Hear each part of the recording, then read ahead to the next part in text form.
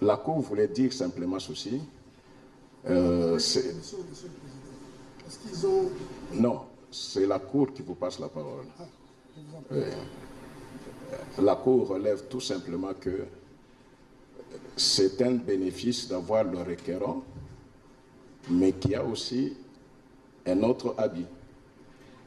Parce que s'il n'était pas avocat, et si il n'avait pas intérêt à ce que la Cour puisse examiner sa requête, il aurait réellement posé le problème d'exception, d'inconstitutionnalité d'entrée de jeu. Mais là où aussi il s'est rattrapé, c'est que, effectivement, même devant n'importe quelle juridiction, quand il y a exception d'inconstitutionnalité, ce n'est pas le requérant ou celui qui soulève l'exception qui dicte l'attitude de la juridiction. Non, c'est la juridiction. C'est la juridiction. Donc, la juridiction ne prend pas ordre sur celui qui soulève l'exception pour dire « je vous ». Donc, vous devez surseoir. Pourquoi j'ai dit il y a un autre habit?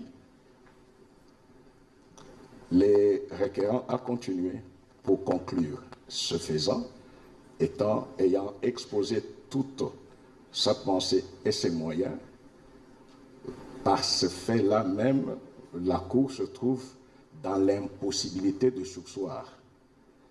Elle continue l'examen de la cause, mais, comme tout juriste sait, en se retirant, la Cour abordera en priorité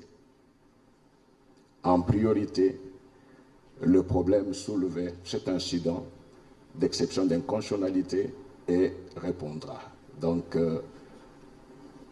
la Cour rejoint cette exception-là de façon naturelle. C'est par le fait même du déroulement du procès que cette exception se greffe sur la suite, parce que les requérants avaient déjà exposé tous ces moyens et conclu.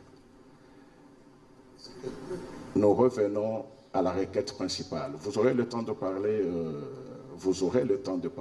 mais vous avez conclu, nous passons aux autres parties pour qu'ils reviennent sur toutes les prétentions que vous avez pu soulever. Juste sur cette question, parce que vous l'avez soumis, uniquement la question de constitutionnalité.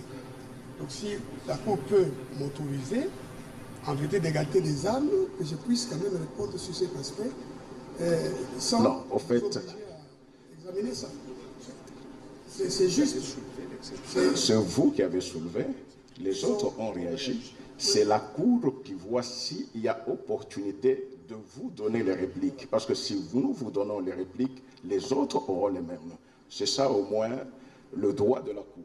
Or, la Cour estime qu'en cette matière-là, sous cette question, il n'y a pas de réplique possible, parce que c'est une question essentielle et d'ordre public. Nous en tiendrons compte le moment venu. Mais je reviendrai quand j'aurai la parole. Vous êtes libre et vous avez vu que la Cour vous a laissé parler pendant plus de 1h30. Mais ce que la Cour vous demandera aussi, c'est que acceptez de parler quand la Cour vous accorde la parole. Absolument. Merci. Je passe la parole à mon collègue qui reviendra pour chuter sur cette question de la régularité. Non, c'est là que ce droit-là, vous ne l'avez pas. Non, là, c'est un droit que la Cour préserve jalousement. Vous n'avez pas le droit de passer la parole, c'est la Cour qui a le droit. Vous avez terminé. Non, je n'ai pas encore terminé, je complète. Non, mais vous vouliez passer la parole? Oui, je complète. Il y a un élément que je dois rappeler. Ah, en fait, quand la Cour vous fait voir qu'elle est jalouse de son droit, le complément vous revient. Complétez et après vous remettez la parole à la Cour. Merci beaucoup. Ok.